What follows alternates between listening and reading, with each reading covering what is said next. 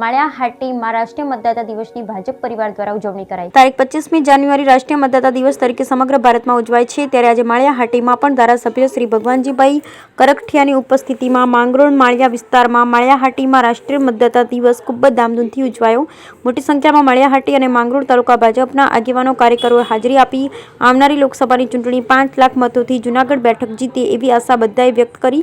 મોટી સંખ્યામાં ભારતીય જનતા પાર્ટીના આગેવાનોએ હાજરી આપી। Bureau report Mahesh Kanabar, Maliyahati. જય વંદે માતરમ।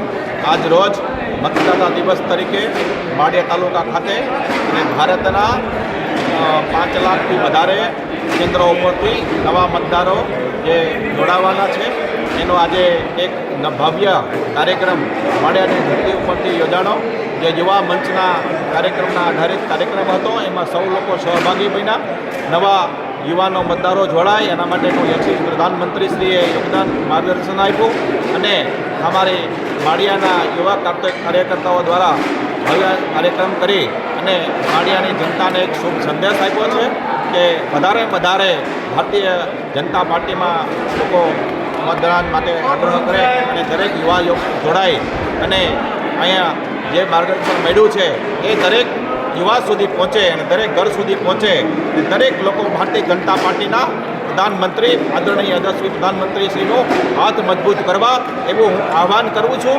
વંદે માતરમ, ભારત માતા કી જય। નમસ્કાર। આજરોજ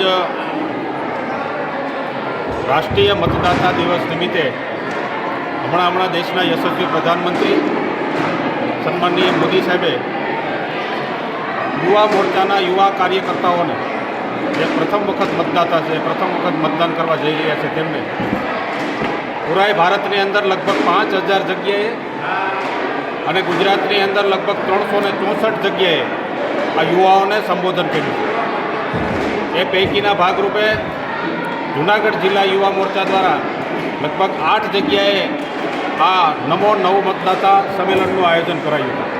એના ભાગરૂપે આજે માંગરોળ વિધાનસભાની અંદર માળિયા મુકામે સન્માનીય ધારાસભ્ય શ્રી ભગવાનજીભાઈ કરકઠિયાની ઉપસ્થિતિમાં અને ભારતીય જનતા પાર્ટીના સૌ કાર્યકર્તાઓ એની ઉપસ્થિતિમાં આજે વિશાળ યુવા મોરચાનું સંમેલન અહીંયા માળિયા માર્કેટિંગ યાર્ડ મુકામે યોજાયું। એક ઐતિહાસિક ઘટના છે જે મોદી સાહેબે ઉલ્લેખ કર્યો કે ન ભૂતોના ભવિષ્યથી લગભગ 5000 જગ્યાએ એકી સાથે યુવાનોને સંબોધન કરવું એ લગભગ વિશ્વની પ્રથમ ઘટના બની।